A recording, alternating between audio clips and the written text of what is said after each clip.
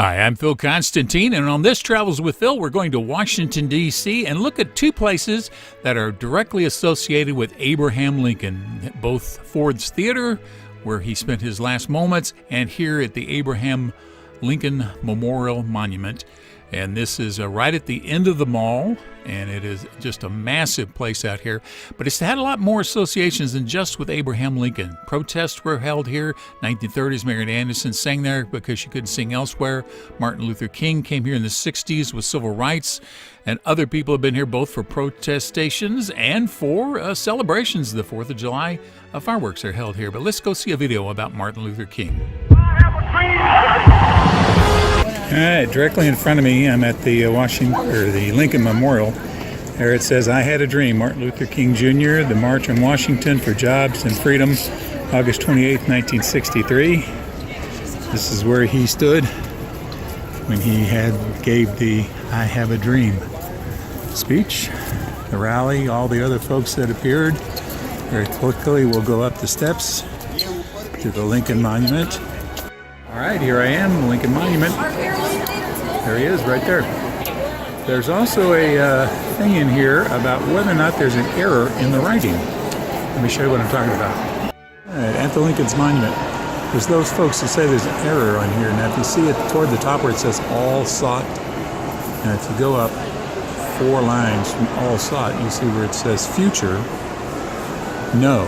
Well, some people say that it looks like they tried to carve an E there and then just marked part of it out and left it as an F for future. See if I can point it out here. Right there. You decide for yourself whether or not there's a mistake or it just looks that way. National Park Service employees have told me that there was just a mistake. They were mistakenly started chiseling in an E, and you don't want to mess up an entire wall. So repeat it. So they just tried to fix it, and it just doesn't quite look good. It's supposed to be an F instead of an E. Now, around the outside, there's all kinds of things. There are 36 columns, one for each of the states when Abraham Lincoln was the president. And when they came in, it took them 50-plus years to do it, so they had to come back and put extra states in of the 48 by the time they got around to actually building it in 1922 or getting it put in. And here you can see the difference. That some names may be up there twice. And there you go, a very detailed look at the one for Texas. So there was one for each of the columns, a column for each of the states, 36, and by the time, again, they got it built 50-some-odd years later, 1922, there were 48 states, and then for Alaska and Hawaii, I've now come back in and put a plaque there in the ground for Alaska and Hawaii. Now let's look a little bit about Abraham Lincoln, the man. This is the last photo that was ever taken of him, and this is what it looks like on his statue. No, there isn't a picture or carving of Robert E. Lee on the back of his head. They just say that's just the way his hair goes. There's a lot of myths about this carving in the monument itself. But there are a lot of things that are going on that may not necessarily be obvious. The symbolism, this is his left hand closed to show he can be strong and powerful.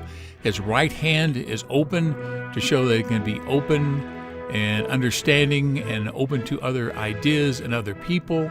And if you look just off of his hand, between his hand and his knee, you'll see sort of an outline of a star there. Well, he's actually seated on an American flag. There's an American flag draped over the seat that he is in. And most people, almost nobody ever sees that. All right, so if you look across toward the side over there, you'll see that there are murals up on parts of the walls here. Now, these murals are very large. They're about 60 feet long, 12 feet high, and they feature all kinds of angels and people. The angels are representing things like truth, liberty, justice. They're setting slaves free, doing all kinds of stuff. Now, again, the building was finished in 1922. This is what it looked like about 5 or 6 years before they started. And this is the massive basement to hold up all of that marble that's in the building. Now, these are actual movies taken in 1922 for the dedication ceremony. One of the interesting things about this, even though it was 50-some-odd years later, his son, Robert Todd Lincoln, was still alive, and this is a picture of him on the right-hand side at the dedication ceremonies when his father took office.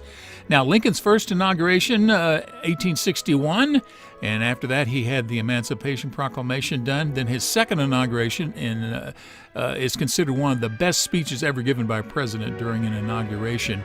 And that's a picture of the actual event as the photos started coming in. This is his last photo. He seated for, a special one. That was with his son Thaddeus.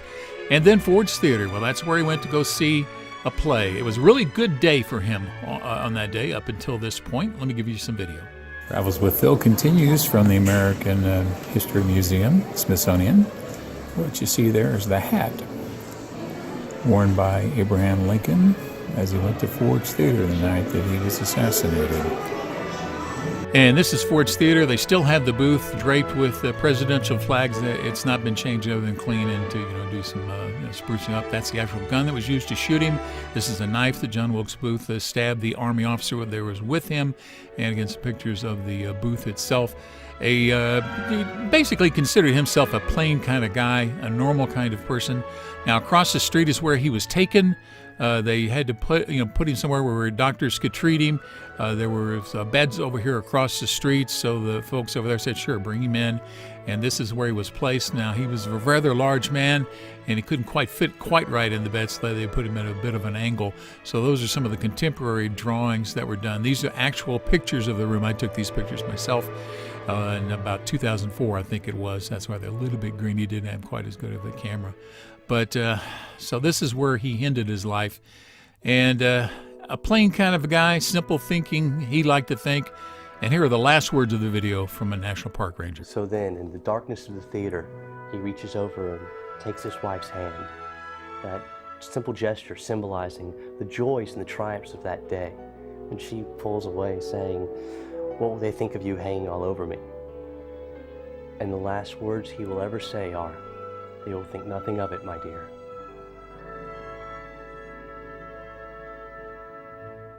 Thank you for watching this video. If you liked it, please give it a thumbs up by clicking on the button below. You're welcome to leave comments below as long as the language is family friendly. And finally, if you'd like to see more of my videos, please subscribe to my channel by clicking the button over on the bottom right-hand corner. Thank you again for watching.